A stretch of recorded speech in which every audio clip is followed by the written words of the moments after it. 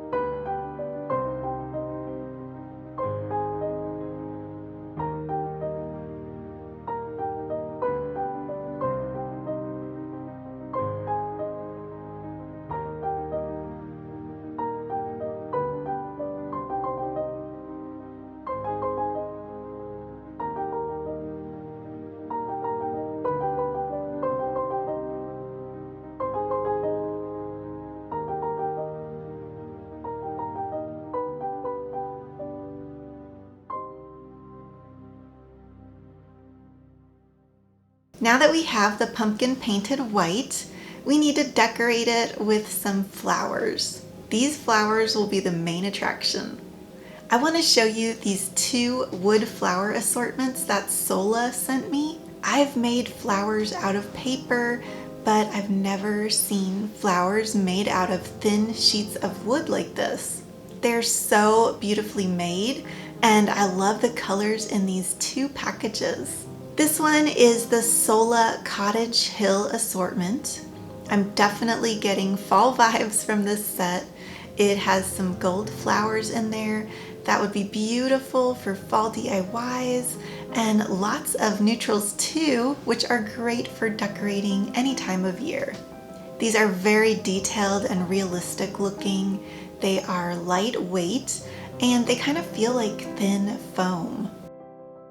I was worried they would be too delicate to work with just from looking at pictures, but they feel really sturdy in person. This one has some of the natural non-dyed wood on there. And then this is the Sola Little Bow Pink assortment. And you can see there are a few shades of pinks and then some more neutrals and a few in the mint green. The assortments are nice because you get not only a variety of colors, but also shapes and sizes to play with. So let's see what we can do with these. I'm wanting to do an ombre effect on the pumpkin, so let's organize some of these from lightest to darkest. All that's left to do on this is hot glue them in a flowing pattern down the side of the pumpkin. To get this cascading pattern, I'm starting at the top and then making a curved line down the middle. Then I add the florals to the sides to finish off this floral waterfall. I'm looking at it from different angles as I go along to make sure it doesn't have any empty spots. If you're new to my channel, welcome to Artsy Cupcake. My name is Maria and I share crafts and home DIYs. My passion is creativity, and I believe everyone is an artist in their own way. Being creative can heal your soul, and it's a self-expressive form of well-being. Please join our community by hitting that subscribe button and also that little notification bell. That way you'll know when I post new ideas for getting creative in your home. And I post new videos every week. This first DIY was the easiest, but it looks like something that you would pay a lot of money for. I think the ombre effect and neutral colors is what gives this a high-end look.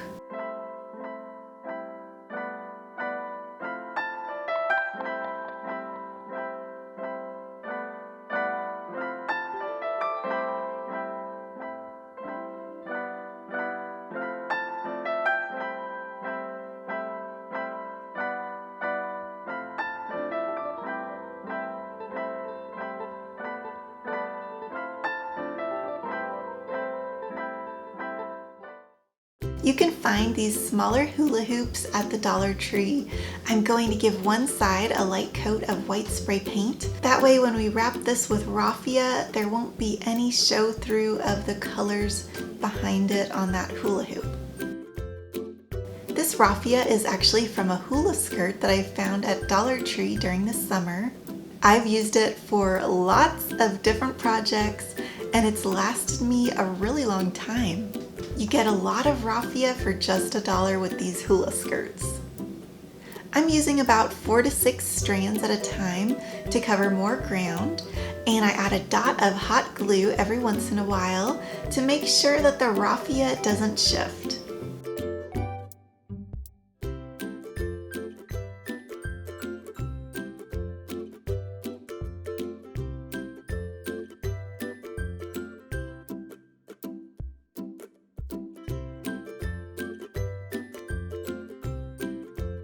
When I get near the end of the pieces, I use some hot glue on the back and then I trim off any extra pieces. When I start the next piece of raffia, I overlap the last one.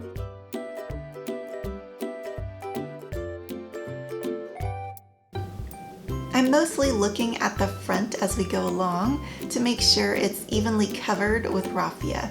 Continue wrapping until you get all the way around and enjoy yourself because this is supposed to be relaxing.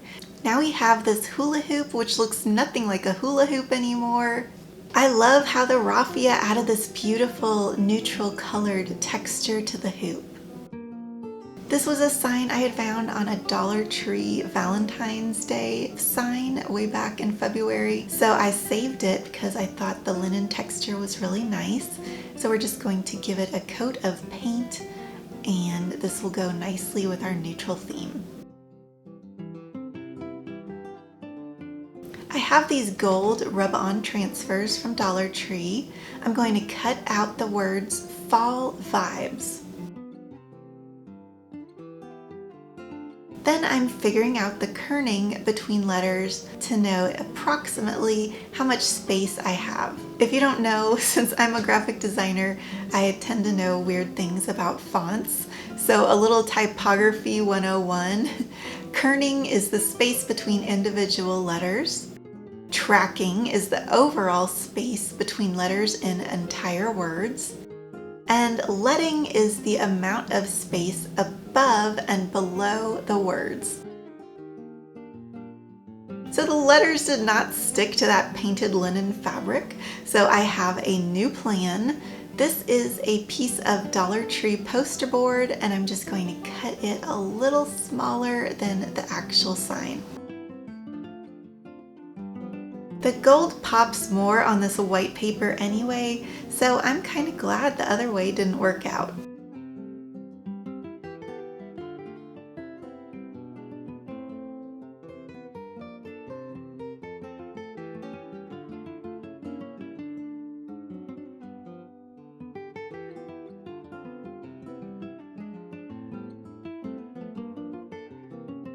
I added some foam stickers to the back to give this a bit of height, and now this sign is ready to go.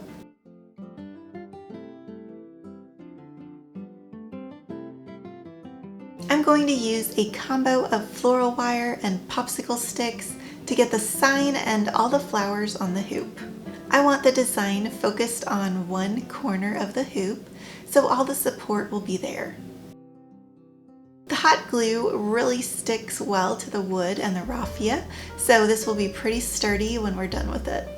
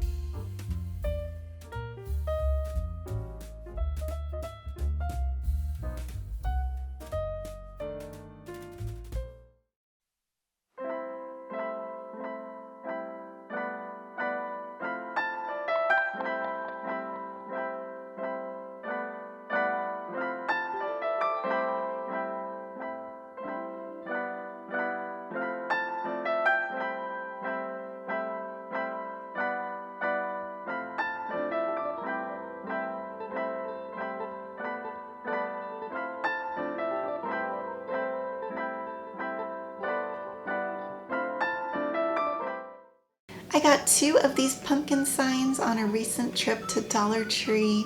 Now you could double up the size of this next sign by overlapping these 2 pumpkins. I think that way would be a good idea if you're going to use this, say on your front door or on a large space like an empty wall. I'm going to use this as decor on a shelf, and I'll have it with other things, so I think I'll just stick with one of these pumpkins. Let's use some of this grayish chalk paint in the color Castle to paint the back of the sign. The front had a few dings on it, but the back is nice and smooth.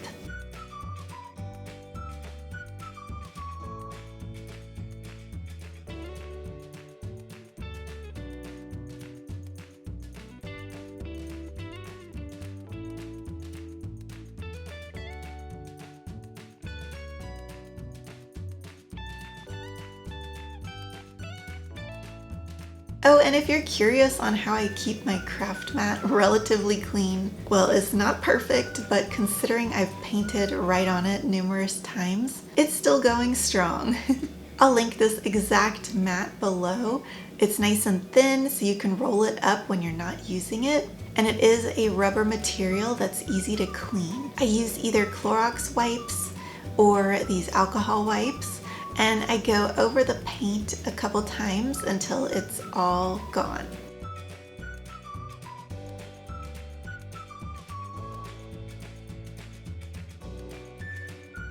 I added a piece of Dollar Tree contact paper to the back to cover up the other design. It doesn't have to be perfect, but just in case anyone sees the back, it will look nice. And it will also ensure that none of the black paint from that side scrapes off on my white walls. I wrapped some of that raffia skirt around the stem of the pumpkin.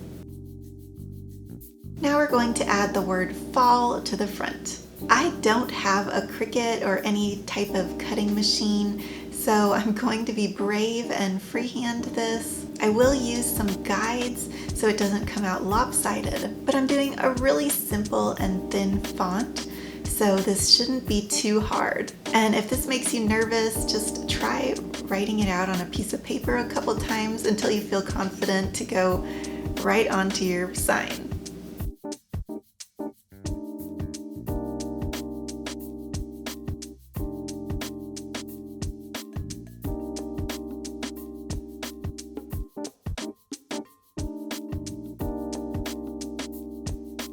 After going over it a couple times with my white chalk paint pen, I think it came out pretty good. These wheat branches were something I had never seen at Dollar Tree, so I picked up a few of those. I'm going to use these with the Sola wood flowers.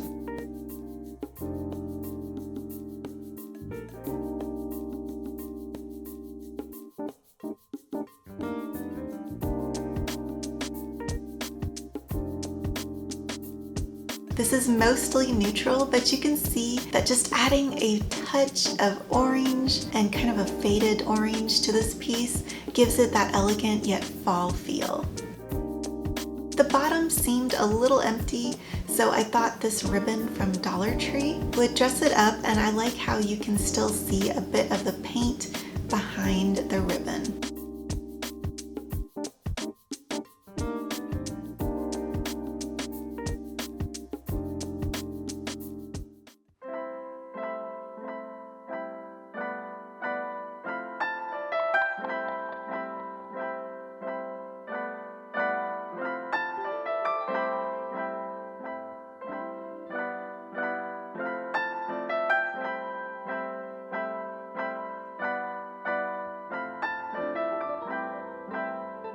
Don't forget to subscribe for more home decor ideas every week. And if you liked this video, I will link some more ideas for you, either here or over here, so you can have lots more inspiration. Thank you so much for watching, and I hope you have a creative day. Bye!